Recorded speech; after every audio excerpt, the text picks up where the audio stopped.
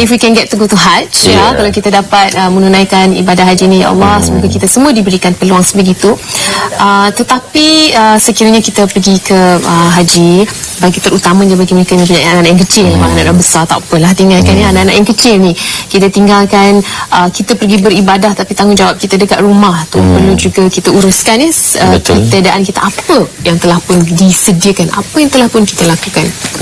Dan selepas ini kita akan berbincang mengenai perkara ini dengan Cik Zaid Muhammad. Tapi sebelum itu ada sedikit bingkisan mendengar pendapat orang ramai. Kita dengar apa ibu bapa kita temui jemaah haji ni ketika berangkat di Kompleks Sabung Haji. Jadi kita dengar ada yang tinggal pembantu rumah, ada yang tinggal dengan ibu bapa. Jadi sama-sama kita dengarkan apa perancangan mereka ketika ketiadaan mereka ke Mekah. Saksikan.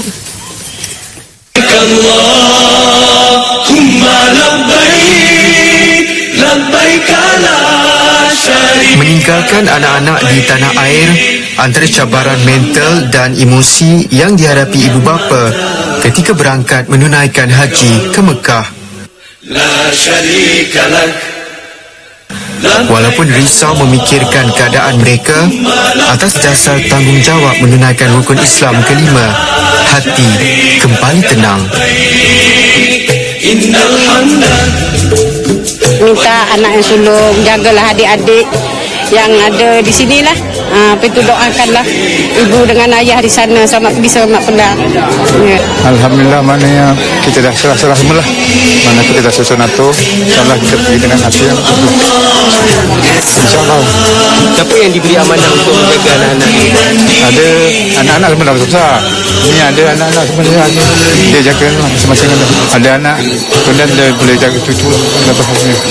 Kita tak ada masalah. Mana kita pergi memang tak ada rasa apa-apa. Memang hati dah pada kalau tinggalkan kepada saya punya pembantu rumah, jadi dia boleh, kita dah lama dengan dia, dah banyak tahun lah, jadi kita memang cukup yakin lah dia boleh. Tapi anak saya duduk di Bangi akan datang jenguk-jenguk lah. Mungkin untuk seminggu ni di rumah saya lah, lepas tu dia akan bekerja kan. Macam itulah. Apa nasihat yang diberikan kepada anak-anak sebelum pergi menunaikan haji? Pada saya supaya jaga diri baik-baik lah, jaga baik-baik, lepas tu tinggalkan sedikit duit untuk belanja, lepas itu untuk mendoakan kami lah, selamat mengerjakan haji dan sihat.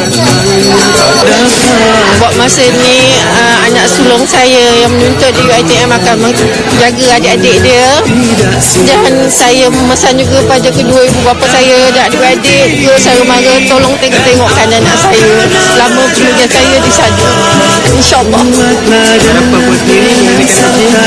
Semoga saya dipermudahkan oleh Allah untuk menunaikan ibadah haji ini dengan mendapat haji mabrur, insyaAllah. Inilah harapan antara 200 jemaah haji kumpulan ke-62 yang ditemui kru MHI di Kompleks Tabung Haji Kelana Jaya sebelum berlepas semalam. Selain saudara terdekat, tanggungjawab pastinya dipikul anak sulung untuk menjaga adik-adik selama 46 hari ibu dan ayah menjadi tetamu Allah.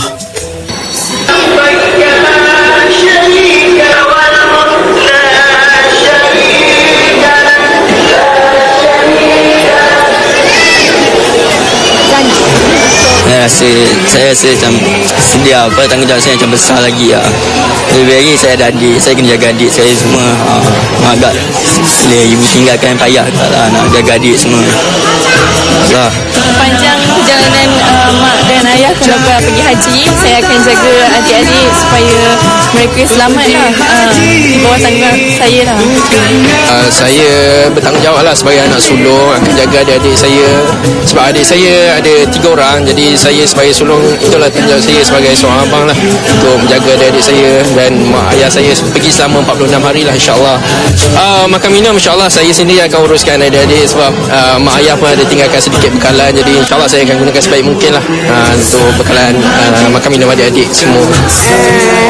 Saya sedih sebab mak pergi haji. Nanti saya tak nak nakal-nakal.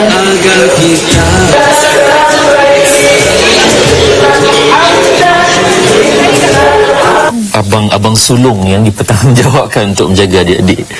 Nah, Ada yang tinggal dengan pembantu rumah. Ada tinggal dengan ibu bapa. Jadi kita nak dengar komen sikit lah daripada tetamu kita. Selamat pagi Cik Zaid, apa khabar? Baik, Alhamdulillah, selamat pagi. Okay, kita dah lihat dah tadi mereka yang akan mencolak pergi ke haji, dan bagaimana anak-anak mereka tersentuh juga lah tengok kan. Jugalah kita pun, yes.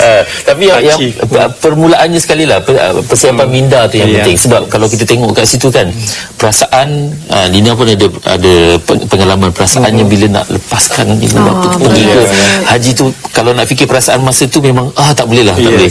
Dia bukan berat sebab mak saya pun berangkat ke haji. Dia bukan berat ke apa, sebab kita tahu itu yang terbaik untuk dia, tapi dalam masa yang sama sedih sebab happy but sad lah, macam tu lah. Memang perpisahan kita namakan perpisahan sementara. Jadi persiapan minda yang pertama sekali tu bagaimana Cik Zaid? Untuk bagi saya, kalau kita kan kena ada action plan lah untuk plan tindakan untuk bagi tahu. Yang paling penting ialah persediaan.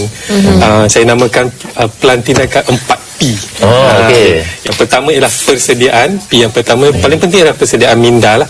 Kalau kita pergi haji ni, kita dah rancang lama kan, mungkin bertahun, dan bila kita dah confirm kita punya time masa kita pergi tu, kita bagi tahu mereka seawal mungkin, supaya itu yang paling susah sebenarnya, persediaan minda. Jadi kita dah ajar mereka kita nak pergi sekian hari dan buat senario, ibu bapa tak ada, siapa akan jaga dan sebagainya. Bila dah minda dah bersedia, barulah kita masuk persediaan peringkat yang seterusnya, iaitu peringkat penjagaan tu sendiri. Kita pilih penjaga, identify siapa yang boleh menjaga. Saya cadangkan elok-eloknya orang dewasa lah, macam datuk, nenek, pakcik, makcik. Tapi dalam kes tadi, abang sulung pun boleh lah rasanya, yang dia tahu bertanggungjawab dan sebagainya. Jadi dari persediaan minda ni, kalau ada anak kita yang sekolah asrama ataupun kan, kita kena beritahu lah. Mereka balik cuti, sebenarnya dapat pergi ke haji pula, ataupun baru sebulan nak betul tak? Kita beritahu. Jadi persediaan dan juga penjagaan. Mungkin penjagaan ni agak kritikal, sebab orang yang menjaga anak-anak tu perlu bertanggungjawab. Sekiranya terjadi kecemasan, jadi ke manakah harus mereka tercuci? Sekiranya mungkin anak itu masih kecil, remaja, mungkin dia punya tindakan ataupun keputusan tidak berapa matang. Nak komen sikit, penjagaan ni penting sangatlah. Macam pembantu rumah, adakah dia mahir telefon hospital? Jadi itu masuk peringkat penjagaan juga. Kalau boleh kita adakan 1 minggu, sekurang-kurangnya 1 minggu suai kenal, kita panggil minggu orientasi. Ibu bapa dah boleh mula lepaskan tanggungjawab tu kepada penjaga rumah tadi, ataupun siapa-siapa yang dipertanggungjawabkan, hanya untuk mencuba test suasana, boleh ke dia, ada tak isu-isu yang timbul kan. Minggu suai kenal ni kira seolah-olah kita ibu bapa dah tak ada lah, cuma dia duduk hotel sekejap ke, duduk hotel ke, ataupun pergi kursus, masa pergi kursus haji tu stay overnight, just nak test. Lepas tu of course lah yang senarai kecemasan, buatkan semua. Kalau anak-anak ada special attention, medication yang special, buatkan clear, namakan dengan, kalau boleh ambil sampel ubat tu letak situ. Sebab masa emergency kita dah tak sempat nak fikir apa nama jenis, color macam mana, tersedia dekat situ, dan nombor-nombor kecemasan. Dan bukan kita seorang je sediakan nombor kecemasan tu, kita contact, make sure nombor tu available, working. Lepas tu bagi tahu, biasanya saudara terdekat lah, kita ini kita bagi nombor dia sebagai nombor kecemasan. Pastikan dia pun tak pergi ke haji jugalah. Tengok dia pun ke sana juga, ataupun dia pergi mana-mana kan. So make sure dia available. Dan anak-anak ni manja lah, yang mana yang manja tu kan, yang tak pernah berdikari, tiba-tiba kena sebulan lebih, kena 3 kali berapa. Bagaimana agaknya nak siap sediakan mereka ni. Kadang-kadang nak buat air Milo pun nak suruh buat lagi, konflik pun kena letakkan atas meja. Bagaimana kalau anak-anak yang terlebih manja ni? Latihan berdikari tu sepatutnya kita dah buat sebagai part of family lah daripada, tapi lebih-lebih lagi terutama kita masa kita dah tahu nak tinggal, kita bagi latihan untuk mereka supaya buat sendiri. Macam part of the ni lah, minggu suai kenal tadi. Macam buat Milo tu kita bagilah formula. Kalau family saya formula dia 3, 2, 1. Ya. 3 Milo, 2 cream dan 1 sugar. Benda-benda yang senang dia ingat. Macam tu. Lepas tu dia ada buat sendiri. Macam walaupun ada pembantu, ada penjaga, tapi penjaga tu tugas utama penjaga tu ialah untuk mengawasi, bukannya buat kerja. Kalau nanti dia penjaga tu sibuk buat kerja ni semua, siapa nak tengok anak-anak kan? Okey, mungkin ini juga boleh dipakai ketika bercuti ke mana-mana lah. Bukan saja ke tanah suci, tapi sebab kita fokus ke tanah suci. Dan sekiranya lah ada ibu bapa di luar sana ingin telefon tanyakan soalan, anda boleh lakukan demikian 1800 88 6636. Nanti kita dah